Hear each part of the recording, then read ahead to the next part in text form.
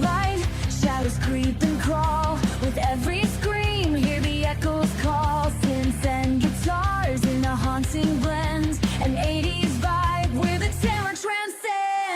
Shocktoberfest, scream until dawn. In your nightmares, the terror's reborn. Lights flash, monsters take flight. Embrace the darkness, it's a metal night. How's it going, everybody? Wildman West here, and welcome to day 14 of Shocktoberfest 80s Rewind.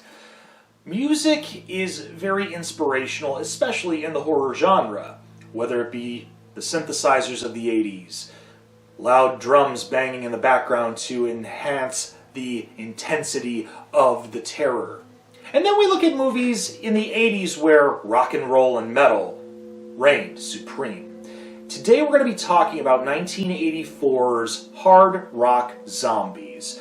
This was a film done by Cannon well into its midpoint of the 80s, where some of the movies were good, some of the movies not so good.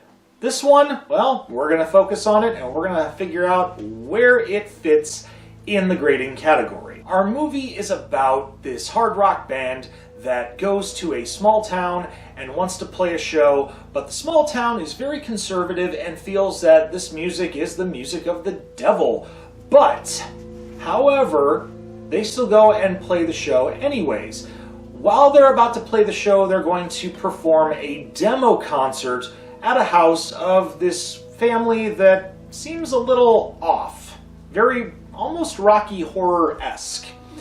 And I'm going to tread on this very lightly because there are certain words and certain things you can't say anymore. George Carlin, where are you when we need you? The family is supposedly a Nazi cult. There, I said it. I got it out of the way now.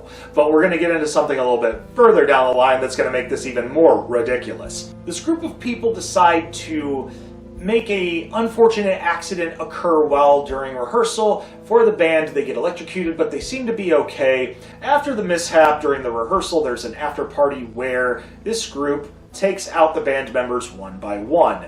And there is a girl in town that is a huge fan of the band and also is an avid fan of the lead singer. And she says that she's going to bring them back however she can.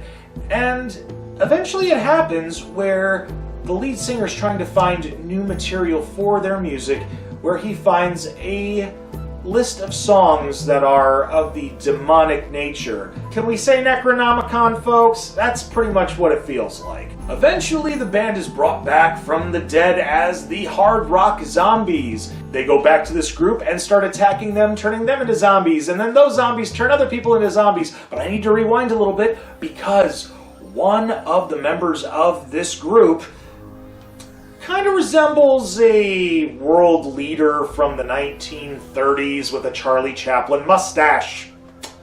Remember how I said earlier I'm trying to tread very lightly on some of the comments and things I can say and can't say? Well, there you go, folks. Eventually the town becomes a huge cesspool of zombies going around trying to attack other people, and eventually all the zombies have to be sacrificing a virgin in order to fulfill the prophecy to live forever. Well, the Hard Rock Zombies, they're not going to let that happen, and the lead singer is in love with this young girl that's in love with him, and he saves her, and all the zombies go back to the grave, and so do the Hard Rock Zombies, and the young girl says, "I will wait for you forever." Yeah. There's a lot that I left out in this film, and I think the reason why I left out a lot is because this is one of those films, I can't really say it's so bad it's good. It's very much that it's, why did I watch this? And I think a lot of it was just because of the title, Hard Rock Zombies. It sounds like a metal movie. And as you can see by the shirt I'm wearing, and if you've been around enough when I reviewed the movie Heavy Metal a couple years ago, you get the idea that that genre of music holds a very, very big place in my heart. It's time to talk about what I like and what I don't like about this film. Now, when it comes to what I don't like about this film, I would say that I feel that the acting, and when I say acting, I use the term loosely, there's a difference between movies that have acting where it's campy, where it's camp for camp's sake. And in this situation, the movie definitely doesn't take itself seriously. But I would say the romantic interest between the lead singer and the young girl in town, they try to be serious in a campy film. And for me, it doesn't even give me much of a chuckle. It gives me more of a facepalm of like, what am I watching?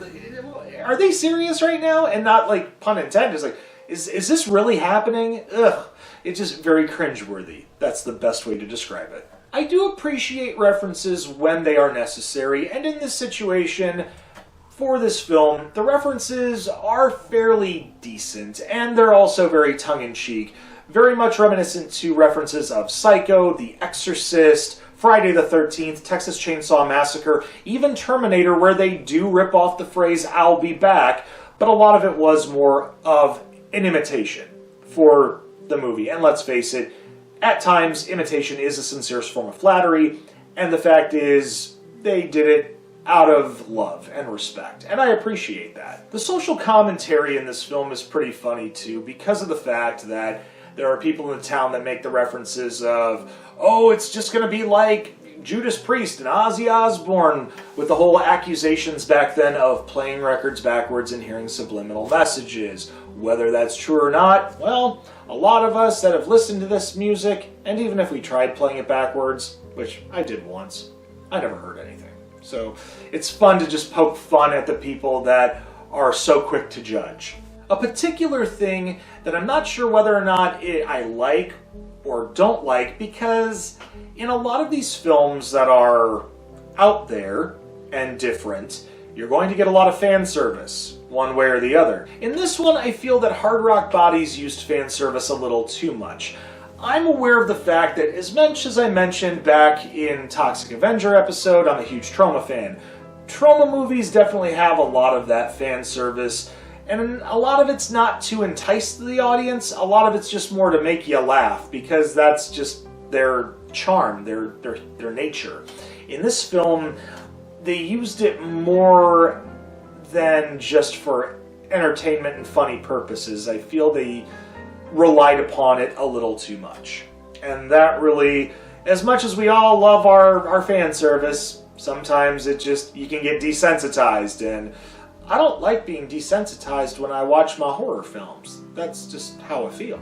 Okay, I'm going to stop talking about this film because I could probably go on and on. It's time to grade it. Looking back on the things I liked and I didn't like, and this movie is definitely worth a one-watch. Rewatchability, I would say at least one or two more times. The plot is out there. Eventually, attention span, because of everything going on, especially near the end with the big zombie outbreak, it feels very much like a Night of the Living Dead, Dawn of the Dead clone.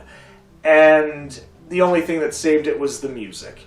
And that being said, Hard Rock Zombies for me is going to get a C-. Passing grade, maybe I'll watch it again one more time just to see if I missed anything, or maybe if I didn't give it a fair shake. We hope you enjoyed this review on Hard Rock Zombies. If you've seen this movie before and you agree with my opinions, leave a thumbs up. If not, I get it. If there's something that I missed that you really appreciate, leave a comment in the section below. I like knowing what y'all feel about these movies. Also, make sure to share on social media, but most importantly, hit that subscribe button and you ring the bell for instant notifications. Until then, I'm Wild Man Wes, and we will see you tomorrow for day 15, where we close out the year 1984 on Shocktoberfest 80s Rewind. Take care, and as always, stay scared, kiddies, but keep on rocking.